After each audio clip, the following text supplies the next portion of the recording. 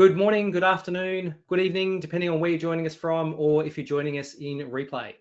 And welcome to the next in Protect's Thought Leadership webinar series, where today we're going to be covering the topic of risk appetite. Now, many organizations will have a risk appetite statement, but potentially is not used day to day for decision making, might not be used in action. And so that's what we're going to be covering off today in our webinar. So my name is Michael Howell. I am the Head of Risk Research and Knowledge at Protect.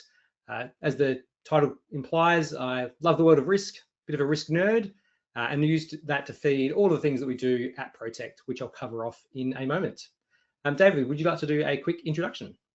Sure. Hi, everyone. My name's David Tatham. I'm a GRC thought leader for Protect and one of the original co-founders of Protect.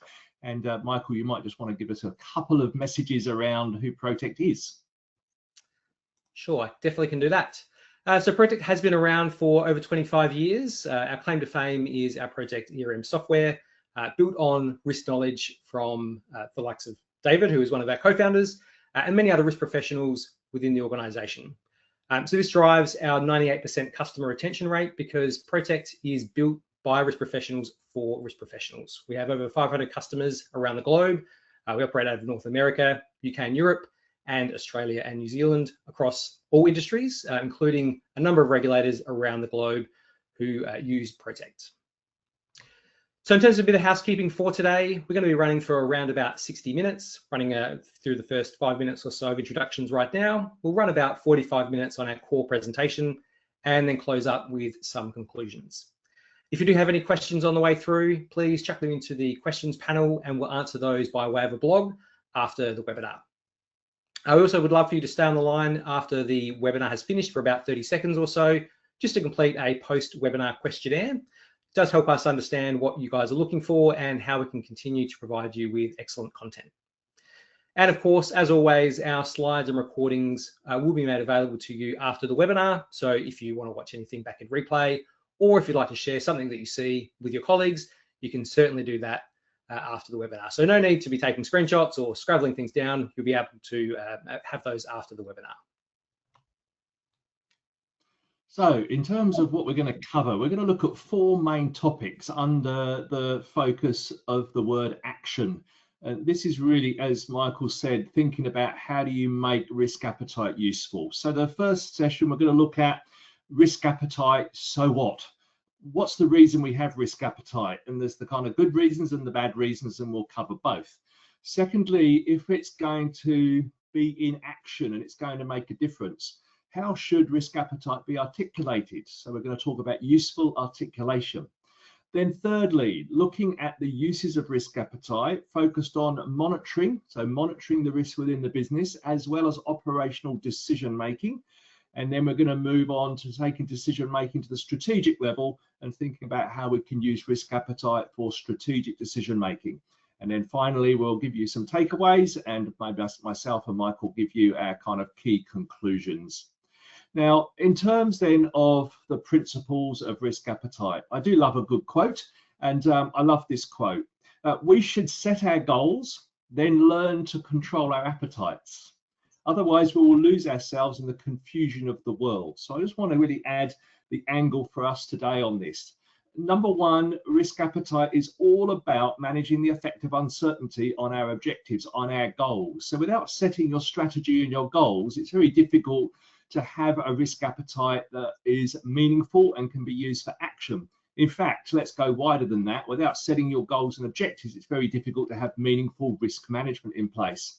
Secondly, then, learning to set your appetite and control your appetite linked to those objectives.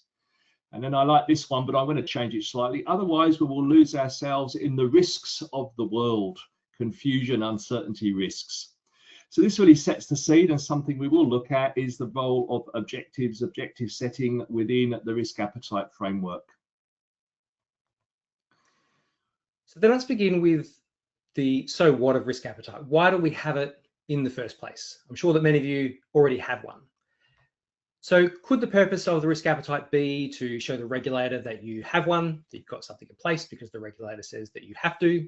Maybe you're ticking a corporate governance box, you've seen a governance code that you're trying to abide by, or Maybe it's because board want to punish management if they operate outside of it and using it more as a disciplinary tool as opposed to something that is enforcing decision making.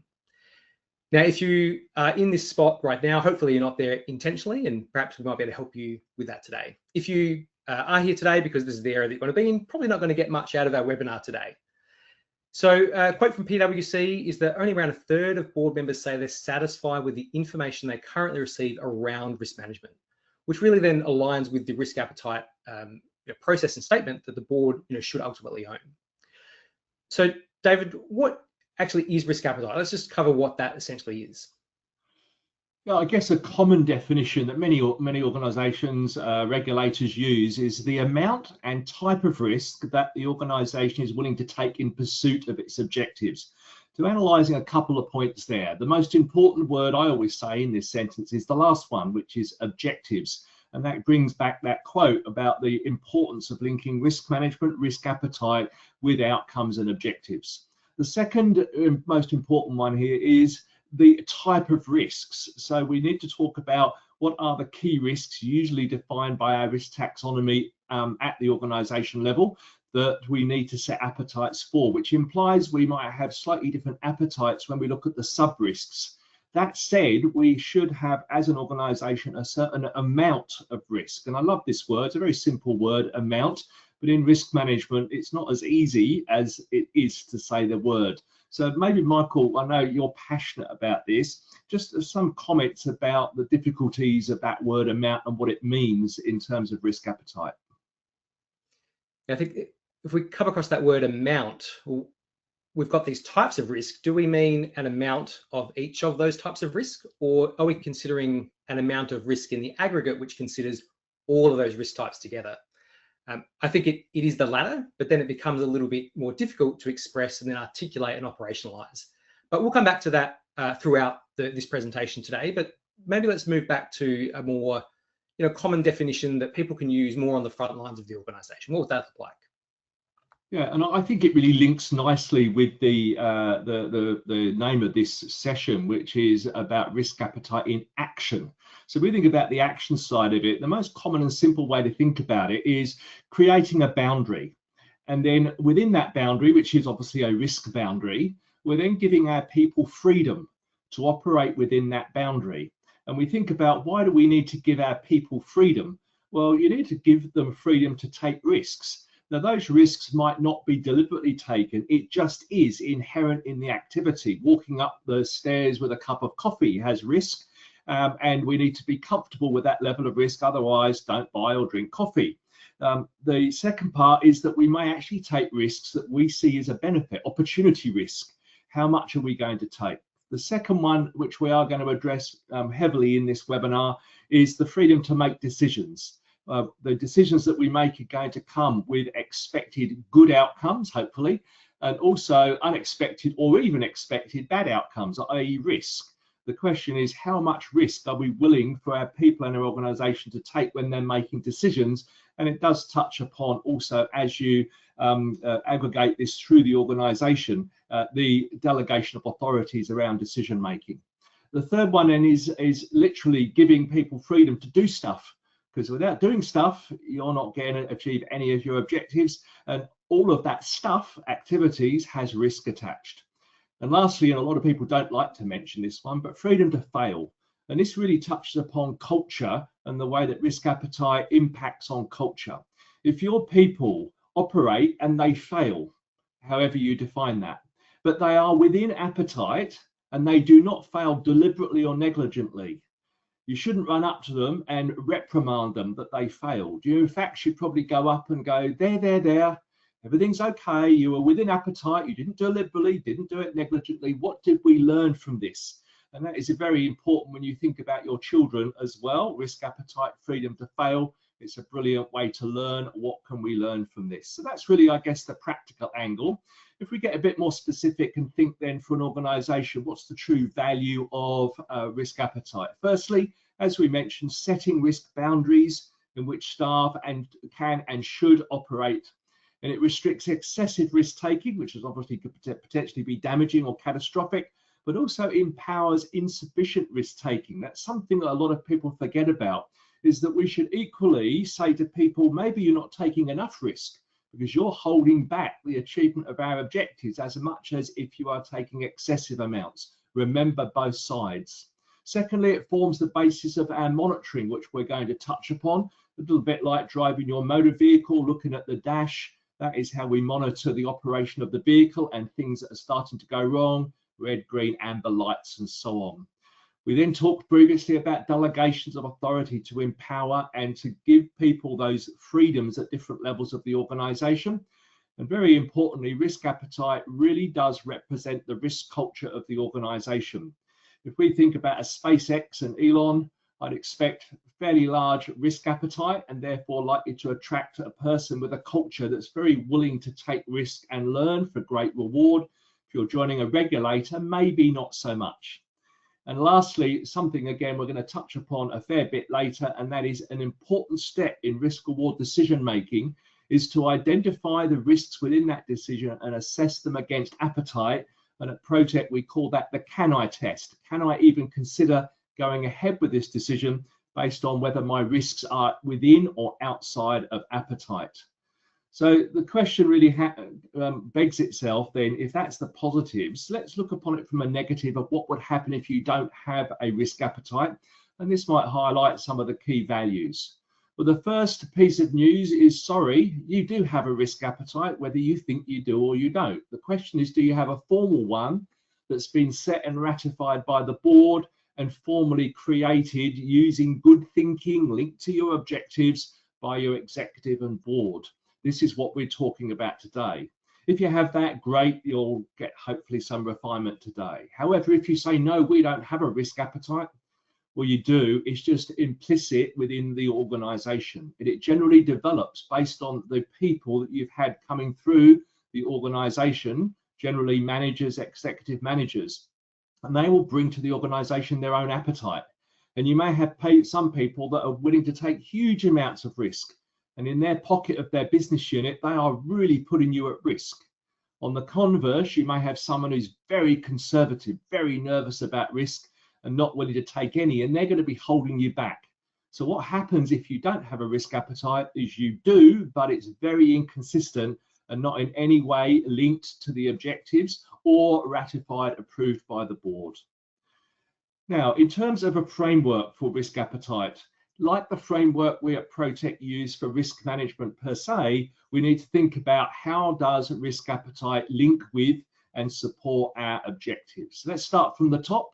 Risk is the effect of uncertainty on objectives. So the starting point for any risk management and risk appetite is what are our objectives? Typically started from our vision and then broken down into operational objectives, running the organization, and strategic objectives, which is changing the organization. We call this the top of the pyramid, our outcomes. And this should then be the starting point for anything we do in risk management as well as risk appetite. The second layer then is what are the critical things we need to do to be able to achieve our operational and strategic objectives. Under the operational ones, we need our operating model. We need our inputs, outputs, and we need our processes. Secondly, for strategic objectives, we need our strategic decisions leading through to strategic projects, which are going to change the organization. When the projects get delivered, they deliver a permanent change to the operating model. So this layer here is our critical processes and our critical projects.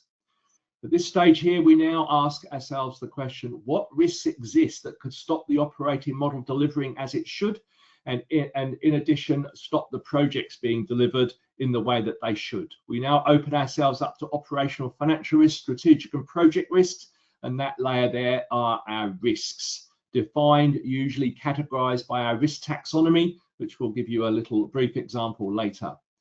There's two things left to do, and that is we now need to manage them. So at the bottom of the pyramid, we have operational financial risk management, strategic and project risk management, and delivered risk management, which is what we call the no surprises risk management when you deliver a project into the business. And that then foundation is our enterprise risk management, our GRC. Now, at this stage, we have the link of our objectives to our risk management, a very important link. So where does risk appetite sit? Well, risk appetite really talks about the third layer, and it's setting what is the maximum boundary that we should have around our risk appetite, denoted by the thick black line here. And obviously, we need to be able to articulate that, which we're going to cover in the next session. But for the purposes of this, it just highlights the relationship then between risk appetite and outcomes. Now, from a picture point of view, I want you to imagine when you go to your board or your exec and say, what is your risk appetite? And they go minimum, minimum, very low, 0, 0, low, minimum. We hear this quite a lot. What is it doing to that third layer? It's narrowing that third layer to something very, very narrow. What does it do? Number one, it drops the objectives, which means too low risk may then affect your ability to achieve your objectives, but it does make, in the short term, the pyramid really stable. But the problem is, if you're not achieving your objectives, the pyramid won't exist in 2, 3, 4, 5 years because you're not succeeding enough. So too low risk appetite means you demise in the long term. Equally, we go to the board appetite. They say high, high, extreme, extreme, and high, and that pushes that third layer very wide. What does it do to the objectives at the top, the outcomes? It pushes them really high, boom, boom, boom. Problem is, when a gust of wind comes along, the pyramid is now unstable and it crashes to the ground. Boom, boom, boom, bust. Now, what that highlights to you is the relationship between risk appetite and outcomes. And it goes like this, that too low risk appetite means long-term demise, and too high risk appetite means short-term demise. You end up in the same place, takes different times. So the question is, as the definition said, what is the right amount of risk for their different types of risk that we're willing to accept in pursuit of our objectives? Hopefully that made sense. Now, some people like to illustrate this using a graph, and we're going to use this here. Up the vertical axis, we have reward, or the degree to which we're meeting our objectives, and across the horizontal, we have risk. Now, this really emanates, for those of you that have done economics and the capital asset pricing model, in a very simplistic way. And what does it tell us? Firstly, let's have a look at the relationship between risk and reward from an average perspective. Now, the idea is on the left, where it cuts the vertical axis, this is the risk-free reward, if there's such a thing. Theoretical, I think, more than realistic, which means you're going to earn a reasonably low amount of reward for too low risk. As the reward risk goes up, the expected average reward goes up, and that is the principle of the capital asset pricing model. Now, why wouldn't we all take loads and loads of risk if this was the chart? Because this chart is missing something, and that is that when you go out further, the variation of what could occur is much wider. So the more risk you take, you could over exceed your average, and you could dramatically under or not exceed, or you undercut your expected reward. Now, that variation is the amount of uncertainty on your expected reward, and that represents risk. Now, the question then becomes, what is risk appetite? We need to slot an amount of risk moving from left to right that we're willing to accept, and there it goes there, which is the risk appetite, and that means we can only operate up to that level of risk. Our expected reward would then go up to effectively the end of the D in reward, and we would understand to a degree the variation around that expected reward. Now, to really highlight this, really two key things. The higher the risk, not all risk, by the way, intelligent risk, the higher the average reward. And secondly, that the higher the risk we have, the greater the variation on that expected reward. Now, as long as we got that in our minds, we can now move forward to think about how do we go about articulating risk appetite in the context of being actionable and useful. But before we do that, we need to think about what does this boundary look like, and how do we know, or what does a breach of risk appetite actually look like? So think about that for a second while Michael gives his view of what does a breach actually look like. Michael. I think those models are excellent models. I love them, but they're also very conceptual. So when we're talking about putting risk appetite into action, so how do we actually know that those breaches have occurred? We can't refer back to that conceptual model. We need to actually have some form of boundaries in place. So we need to know what a breach looks like, but also we need to know how you're actually going to know that in the moment, during your operations, or while making a strategic decision. What are we actually pointing to determine that we've had that breach? Which really then brings us into, how do we usefully articulate risk appetite? So to start us off, David, I just want to look at maybe some examples so we can see some real examples of risk appetite and talk through those. Sure. I mean, these are taken from publicly available information, but we haven't added names there. But this is typically what we see. So let's have a look at these just briefly. The organisation has no appetite for unauthorised access to systems, confidential data, bad, downside, negative risk. Makes sense because we don't want negative risk or bad risk for us. So it makes sense. We have no appetite for any actions that could result in damage to our brand and reputation. Sounds very, very good. There's no appetite for risks which may compromise the safety and well-being of staff. That's very noble and exactly what we should have as well. But when we use the word has no appetite, Michael, what does that actually practically mean when we have to bring that into action? Is it the right thing to be saying? Well, I think there are different interpretations that people may have of the phrase no appetite, but it probably should mean that they're not going to do any activity where that particular downside could even potentially occur at all. So if there's no appetite for unauthorized access to systems, that might imply that, well, they shouldn't have any systems that they're running. Maybe they need to go back to paper and pencil because they have no appetite for any unauthorized access. And the same for safety. You know, we won't put our people in any position whatsoever where there's any safety implications at all. That's not necessarily how people will apply it in practice, but it's not really actionable. We know that those are things that people don't want, but saying there's no appetite might cause people to maybe be more risk averse than we potentially need. So I guess that's looking at the, you know, these no appetite for downside perspective. Yeah. And I think then taking that to where we had got some appetite, a couple of examples. The organisation has a high risk appetite for strategic risks that will realise its strategic goals and objectives. And as I think you'll mention, Michael, that's an interesting view in the sense of a different type of risk. We will accept moderate risk in pursuit of innovation while maintaining strict quality standards. Any comments on those two? So I think some people like the risk and opportunity and trying to put those two things together. And this is a good way of thinking about or flipping that and saying, well, we've got to focus our risk appetite on the opportunity. I'm still not really sure how actionable it is. So we have a high risk appetite for strategic risk that will realize its strategic goals, but how do I actually use that in practice? Does that mean I'm allowed to take any type of risk, like a safety risk or a cyber risk? It's still a little bit difficult for me to turn a phrase like that into something that is kind of actionable. Yeah. So that then brings us to here. Oh, sorry, I was just going to mention the key here is that, you know, the word no is zero risk, nothing. In which case, you know, pack up and go home, and you've got no reward because you're not doing anything. When you've then got moderate and high, what does that actually mean? And I think that's the real key. High to me might be a different high to you. So as you quite rightly said, it's not actionable. So the question then is, you know, how do we kind of move it to be actionable? I think the first part is thinking about how do you go about setting risk appetite, and it goes back to those statements. And let's think about that. So firstly, in terms of setting risk appetite, you've got a choice of whether you set it for your risks only or your risks and your objectives, which we're going to touch upon in a second. And before I do that in terms of a diagram or illustrations, I want to pass to Michael just to take you through the three main things we need to consider when we're setting risk appetite. Michael. Yes.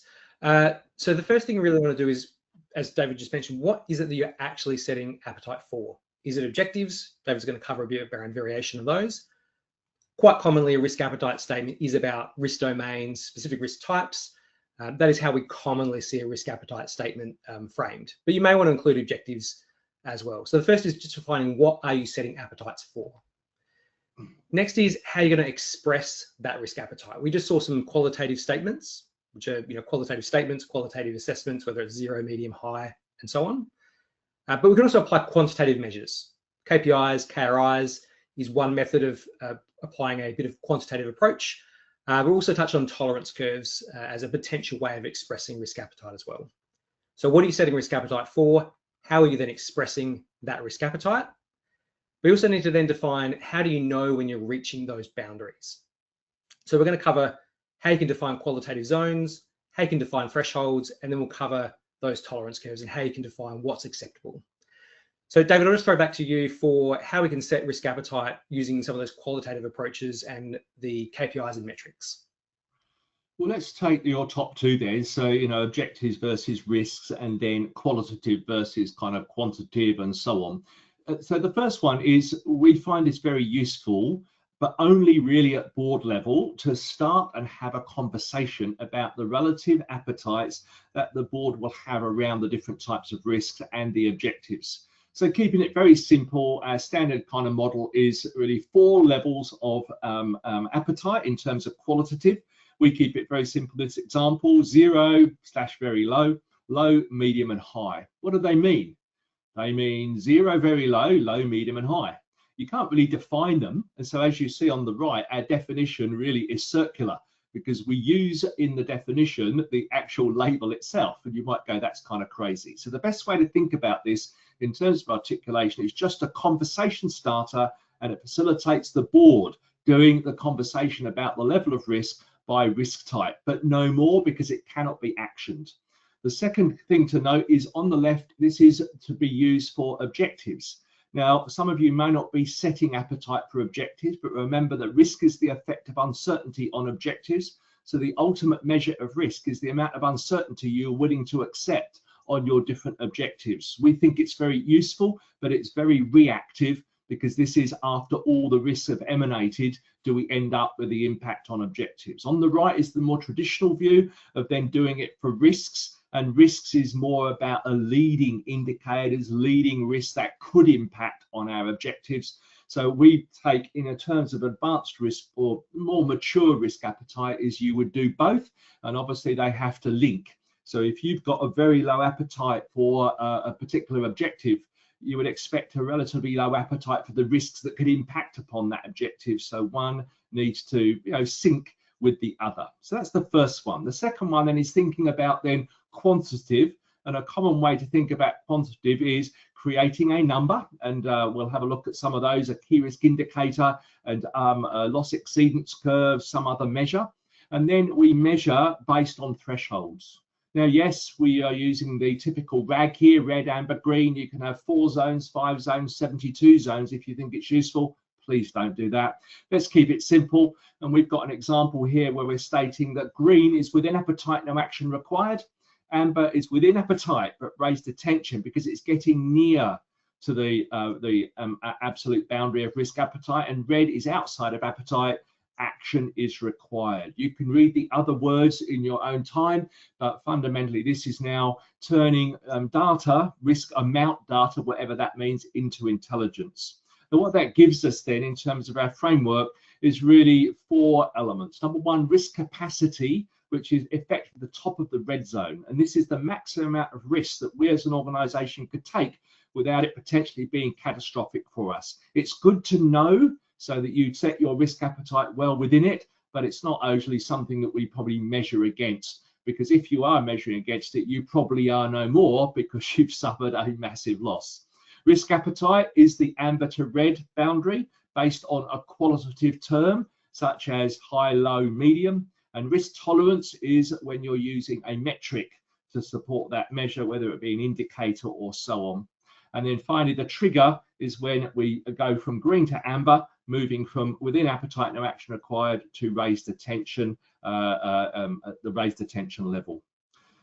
Now, in addition, we need to think about then what risks are we going to set appetite for, and put very simply, this should be for your risk taxonomy at level 1, which is usually your key risks that are being reported to and assessed by or reported to the board.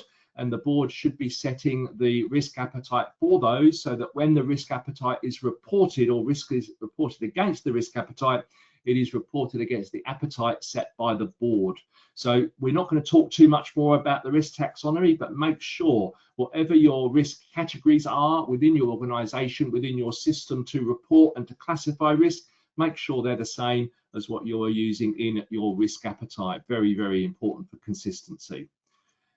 Now, before I hand over to Michael to have a look at the kind of second way we might consider thinking about setting risk appetite, let's have a look at the most common framework that we have. we see in 2026. So let's start off first of all by identifying our objectives. What are our objectives and what are the related risks? So this is now the top of the pyramid and the third layer of the pyramid. Once we've got then objectives and our risks, we now need to set our appetite levels. What are you going to use? I've suggested 0, low, medium and high. We then have a discussion with board around the variation they will accept on their objectives. And I've given examples of medium, medium, 0 for those 3 objectives on the left. And on the right, what are the level of risk they're willing to take? And here I've got strategic, cyber and technology, high, low and medium. Now that's all very well at board level, but it's not actionable. So we now need to turn it into action. And this now means that we need to be using some kind of quantitative measure. The example I'm going to use is using key risk indicators and key performance indicators. Firstly, KPIs on the left, measuring the degree to which we're achieving our objectives. And we've now set green to amber, amber to red scales that reflect the appetite qualitative levels of the board. So the idea is there, customer satisfaction, medium appetite for board represents 50, amber to red, and 58, green to amber for net promoter score with a target of 60, for example. On the right side, then we do the same, but this time we use key risk indicators, and the KRIs are also scaled according to green, amber and red. And we've now got something that is actionable, the fact we can measure and report it against it and report back to board using metrics against their set risk appetite. Now that is using then appetite articulated as a qualitative and a quantitative using a metric. Michael, what's some of the shortcomings, I guess, of using these metrics, and what else might we think about doing? I think metrics are, they're a great way to articulate components of risk or parts of risk or some of the measures against the objectives. I do think they're actually quite useful.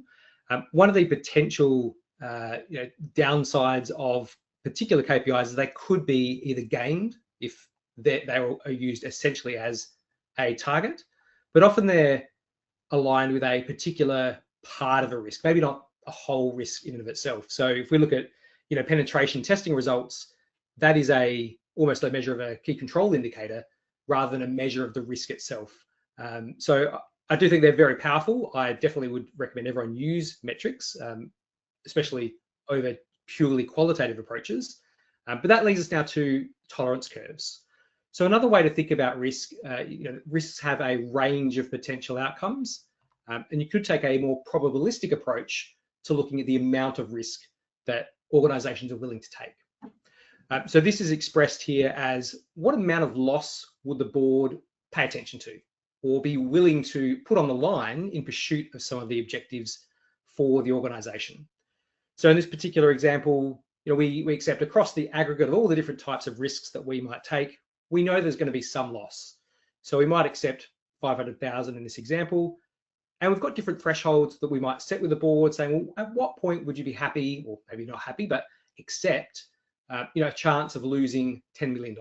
So, well, we know if we're going to play, in this geography or we're going to play in this sector, we know we need to accept that that is a possibility. We'll only accept 5% chance of losses greater than that amount. So this is a different way of thinking about risk in the aggregate, or looking at an amount of risk potentially. This is using purely financial terms. So this doesn't necessarily apply to all types of risk that the organization might face.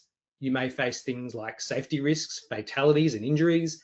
Some people get a bit nervous about converting them into a dollar amount, so it might not apply to that, to all types of risk, but it is a different way that kind of speaks the business language, because every organization is built on finance, cash flow, liquidity, and so on. So it does talk a little bit more in the business language and the variation around financials.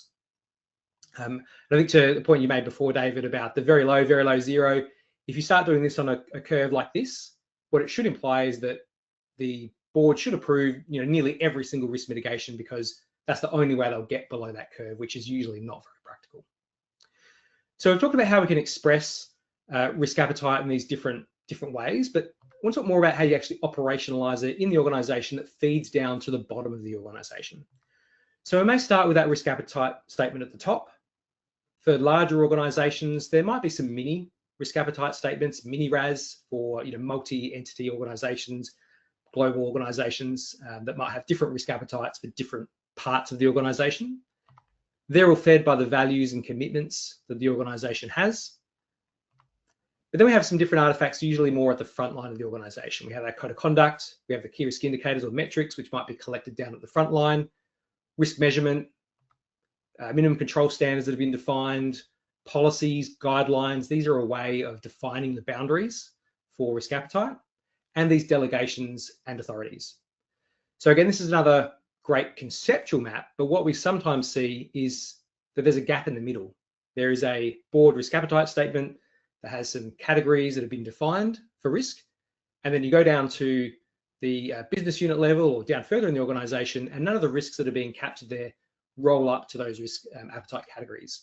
Or maybe there's metrics that someone has defined on the front line, but they're not escalated up to the board. David, I know that you've probably experienced this with some of the work you've done in risk appetite. Do you have any additional comments on that, on observing that kind of behaviour? Yeah, I mean, the main one that comes to mind is an assignment we did a number of years back with a telco. And the telco had a new board and they set a risk appetite and they started to cascade it down.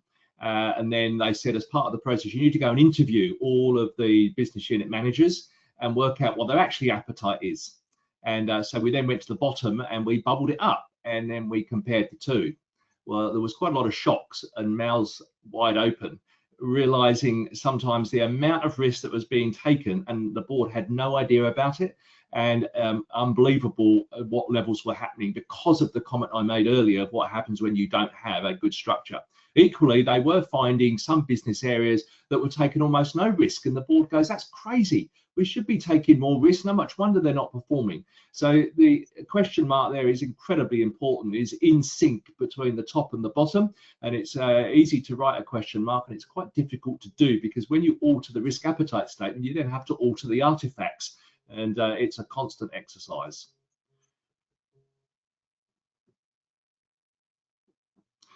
Now, in terms of the action, we're going to look at two things. One is monitoring and operational decision making, and then we'll have a look at strategic decision making.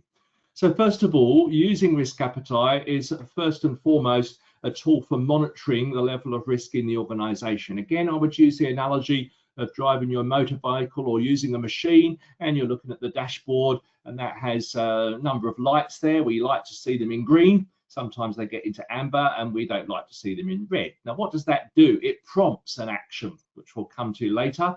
But the concept of monitoring, assess the current level of risk based on all the principles that Michael's talked about, evaluate it against appetite, and then determining, using simple red, amber, green, if that's what you wish to use, is action needed based on the earlier table I showed you with what does it mean to have them reported in green, amber, and red. And integrate into your existing reporting and metrics. So you've now got a monitoring tool going up to the board that is evaluating against their appetite. Very, very important. Now, in terms then of the principles of decision making, we now move on to decision making, which is more about forward looking. What decisions should we make? And when you make a decision, I'll focus more on operational here. What are the expected rewards from that decision? It might be the decision to take on a new third party and so on. So what are the objectives? What are the measures of success? And in terms of that, do we use a single point target for the reward we're going to get, or do we use a distribution with percentage chance of achieving each of those rewards, not dissimilar to Michael's previous chart? Second question then is, what are the expected risks? Make sure those risks are linked to the objectives. And again, do we measure the risks as a single point or as a distribution with percentage likelihoods of making it or not, similar to what Michael said? And once we understand then our expected rewards, expected risks, we then should ask the question, can I? Can I do the risks? Now, if the can I is showing that the appetite is lower than the risks you are assessing under number 2, the prima facie answer is no, I cannot do it. I cannot do it. Now, as a result of that, you wouldn't go any further, or would you? We'll come back to that. So the first issue then is, can the risk be reduced within appetite? And if you put more treatments in, the answer may be yes, which moves you from can I to So you can't till you can. Problem is that might cost you, so that's going to change the reward side, and you've got a bit of a balancing act going on. Right now, if you are not able to reduce it, default is you cannot do it. Therefore, move on with that decision. It's I can't do it. But you should also consider, is it worthwhile going to the board to see if you can get an increase in appetite if the reward is worth it? Now, that would require the board to change their risk appetite. So you could go from I can't to I can. And as a result of that, you have now used risk, if you like, in determining the answer to can I. Now, once you can from the above, you then move on to should I. And with should I, you now evaluate the level of risk and reward, and you're looking for the best payoff in terms of reward to the level of risk taken. And if you've got, say, 4 alternatives, you should be choosing the one that gives you the best reward for the level of risk, as long as that risk is within an appetite. Now, Michael, that's kind of the principles behind it. Maybe give us an example. Absolutely. So I want to use a customer complaint example, and I want to align this with that, almost like the mini risk appetite statement kind of approach that I mentioned before. Now, this is a conceptual example where we've got an organization that has multiple divisions, and nobody wants customer complaints, but we know that they always happen. There is some level of complaints that we know will happen, and we'll set some thresholds related to those. If they exceed those, then we'll take some formal action. In this case, the red threshold is 2.5% at the enterprise level.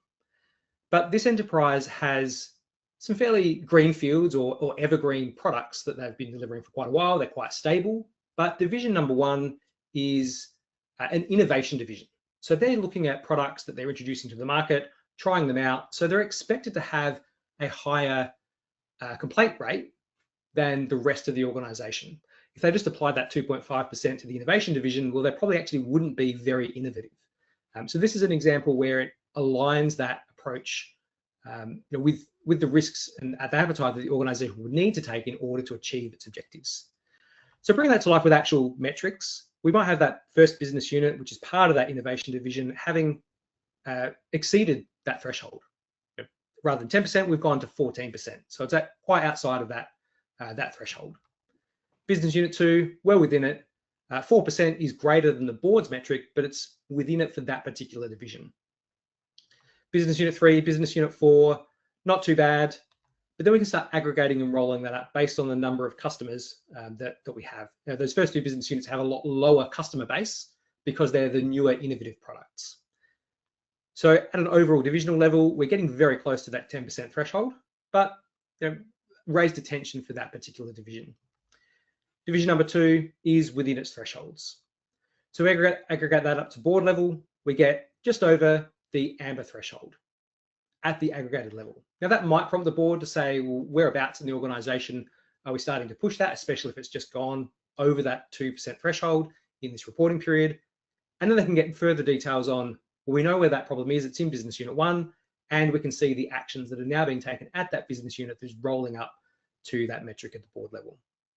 So that is an example of a cascading or aggregated KRIs from the front line all the way up to the board with different thresholds at different levels of the organization. Now, perhaps a more simple example is just simply acting on operational risk trends. So if we are using metrics across the organization to articulate risk appetite, we can start looking at both historical trends and potentially trend forward as well. So in this case, we might use safety training completion as our proxy for safety risks. And we can see that it's escalating upwards and recently has actually been outside of our thresholds. So this might prompt us now, before it gets into the red zone, to start taking some action. So this allows that proactivity before we get out of that threshold. It just gives us a little bit more proactivity and thinking about the actions we need to take in relation to risk appetite. Now, the final example for more operational risk is looking at that loss exceedance curve that we brought in before, which is the blue line, and then running some simulations or some assessment of the total outcome of risk. So in this case, we might have a number of cyber risk scenarios that we then aggregate together. And once we do this, we realize that we've got a chance of loss that is beyond the appetite at the tail end of this curve. So what that means is the excessive losses, so greater than $8 million in this case, are outside of our appetite. So the board currently accepts 5%, but it's currently 10% of exceeding that $10 million threshold. So what do we actually do with that? How do we use that to then make a decision? Well, in this particular example, we could look at increasing the level of cyber insurance because that usually reduces the tail end of the risk, the big impacts. And we might also stop a low revenue activity that is contributing to that exposure. Maybe it is not particularly useful or hasn't been as beneficial as expected, and it adds a lot of that risk exposure. Now that might be a little bit different than if the curve is outside of tolerance on the left-hand side of that curve. We might put in place preventive controls that reduce the likelihood of more frequent but lower impact events. We can then start tailoring our risk responses to different parts of that curve, making it again more actionable. So that's the some operationalized or operational monitoring, taking action over operational risk. So now let's move into strategic risk. Thanks, Michael. Yeah, so strategic decision-making, strategic risk relating to strategic decision-making is not dissimilar to what we discussed for operational decisions. It's just got some additional things we need to think about. So firstly, what is a strategic decision? Number one, it needs to involve material change to the organization. It's not a business as usual decision we're making. That would be an operational decision, such as a new third party being taken on. This is a material change. Now, obviously, usually sits under the various pillars of your strategy, whether that be digital strategy, HR strategy, marketing strategy, and so on. Now, it involves forecasting forward a future state for both rewards and risk. Now, given that strategic time horizons might be 1, 2, 3, 5 years, that does require a lot of forecasting forward, which isn't easy. So this isn't easy. However, that gives us the level of uncertainty is greater in what we're forecasting, and that has to be considered when we're making these decisions. Now, often what happens is that these decisions are made with many biases. Biases of people making those decisions, often not using a formal process, not using the can I, should I test, and therefore a lot of those biases creep in and end up with very poor decisions being made. So examples might be, strategically, should we develop into a new geography? Should we make that acquisition? Should we introduce a new product? Should we digitize AI or using AI? And how do we respond to major shifts in regulation? So Michael, over to you for, I think you're going to give us to kind of get the webinar slowly to its conclusion with 3 examples. Michael. Yes. So we're going to go through a couple of those examples that David just mentioned. So the first, we're going to cover global expansion. So we'll run through these as scenarios and then talk about the decision that might be made. So in this first scenario, we might be considering expanding into some new countries with our current existing products. And ranked by benefit, the territories that we're considering are Nigeria, Brazil, and Singapore. We debate those up, by the way. There's no specific product here. No, we haven't picked on any particular countries, but we've picked these 3 countries for this example. Now, we might have a risk appetite statement that excludes territories or operating in territories, dealing with companies in territories that have a corruption perception index of less than 30. So that's a way that we've articulated that risk appetite in a more concrete term. Now, the corruption perception index for those countries right now is 26, 34, and 84. Now, we've made this one a really simple example where you could look at the corruption index and say, well, Nigeria is 26, even though it has the highest benefit or the biggest, the first prioritized example. So we'll go with the next one, which is Brazil. So that was a fairly easy, simple example to get us started. Something that is, we just remove something that's outside of appetite using the can I, should I test and move with the next available option. So the second decision I want to cover is thinking about a new major vendor. So perhaps we've got a range of different technology service providers that we currently use, and we are going to consolidate into one major managed service provider to gobble up all of those individual ones, and it's going to save us a lot of money. So we know that there's going to be a cost involved in that transition for the first 12 months, but it's followed by a $1 million annual benefit. So we very quickly start getting a return on that investment. Now, the organization, as part of its third-party risk management risk appetite, has defined concentration risk. So it has a metric that it's defined. It would like to be within 20% of its top 5 vendors being part of its total spend. So at the moment, the organisation is well within that. They're at 15%. And our red zone is 30%. So we've got a lot of room to move. Now, they do a forecasting, as David just mentioned, forecasting the risks and rewards.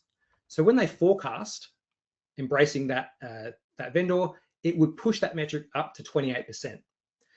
So we're not quite at the red zone, but it's getting pretty close. So what do? Well, we might decide then to engage with that third party, which we can do. It's within appetite, and it looks like it is well worth that reward to get close to that boundary. But they might take further action as well, where they look at diversifying some of the other major providers that they have over the next 6 months. So maybe it might reduce some of that benefit, but it's still going to reduce that overall risk exposure. So over time, that metric might look like this. So we jump in and we take on that vendor, we jump to 28%, which is getting close to our 30, but we start diversifying, and over a period of time, we start getting close to that green zone. So this is a real example of this risk appetite more in action and being used to forecast and move forward. Now, the final example I want to give is about a new product introduction. So we've got our organisation might be considering 3 new products or services, but we can only choose one. Now, the typical internal rate of return is 20%. That's just the value measure that we've chosen for this example. And there's a risk appetite that excludes major projects that have a loss or chance of a loss that's greater than 15%. So for all the scenarios and all of these products and projects that we produce, we look at both the average return or the internal rate of return, but also do an assessment of how likely is it that this might fail. Now, we look at the 3 different products. They're ranked in order of the internal rate of return, and they've got a corresponding chance of loss from top to bottom. So product X looks very lucrative at 35%, but using the can I should I test, we might automatically exclude it because it is outside or beyond that 15% threshold. Now, David mentioned before that, but is the reward worth it? So what we might do in this scenario is, look, it is outside of appetite, but we really want to bring it to the board. And I'm sure that many of you might deal with boards or executives where even if something is outside of appetite, if the reward looks really good, they probably want to pursue it, or at least they want to consider it. So we might go to the board and say, look, it is currently outside of our risk appetite, but it offers us 35% internal rate of return. Should we perhaps change our risk appetite so that we can take this on board to embrace that extra reward? Now, in this case, the board might agree, but then they also tighten liquidity thresholds. So right back to the beginning of the webinar, we talked about an amount of risk. So an amount of risk could be expressed as this chance of loss for a major project or for discrete risk domains or risk types. But we can also think about that amount of risk as being looking at all of those in the aggregate as well. We set this overall boundary for the organization, and we might move parts of it out a little bit further while bringing other parts in a little bit so that we're balancing off that overall risk. So before we close up, David, do you have any other further comments or examples that you'd like to share? I think that was a great range of examples, and I think it covered the kind of key points, at least the principles of them. So no, fantastic. So I think at this stage then, let's, considering the time, think about some conclusions for you. So first of all, just some risk appetite tips from what we covered. Number 1, ensure that your risk appetite aligns with your objectives. That's absolutely critical in the principle that risk is the effect of uncertainty on objectives. Use risk appetite for decision making, both operational and strategic. Actively monitor the business against the risk appetite and use that for your board reporting against appetite, and also cascade it down to management business unit reporting.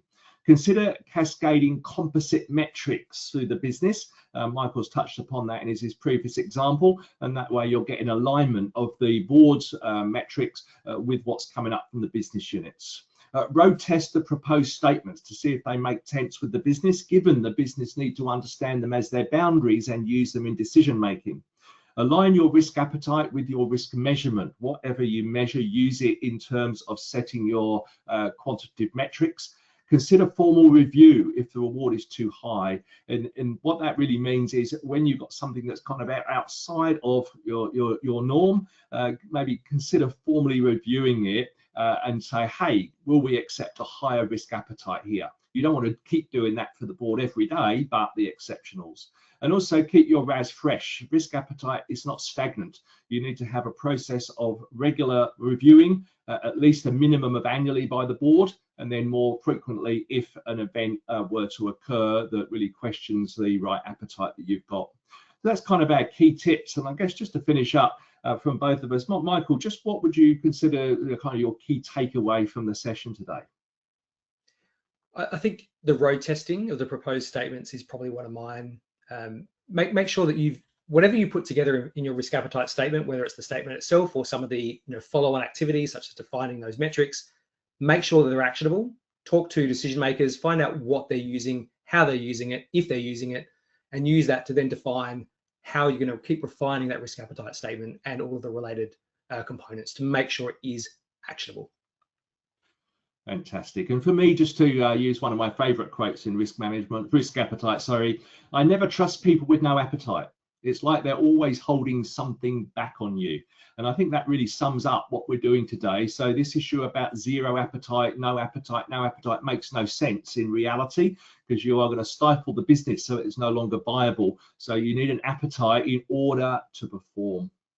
So I'll pass Michael over to you, Michael, just to finish up. Yeah, we're almost there, Michael. Thank you, David. So we do have a lot of other resources related to risk appetite. You can jump onto our website. We'll share this slide, which has you'll be able to click through to these once you get the slides to look at demos of our risk appetite, how it's embedded within Protect ERM and our risk metrics. We do also have some ebooks on risk appetite. We have a Protect Academy course if you're looking to develop a risk appetite statement framework within your organization. So we have plenty of extra tools that we can add to your arsenal when it comes to risk appetite. So I would also like to thank everyone for joining us today. As mentioned earlier, we'd love for you to stay on the line for another 30 seconds or so, just so that you can provide us some after webinar survey questions. These provide us information to help us continue to provide awesome content to you.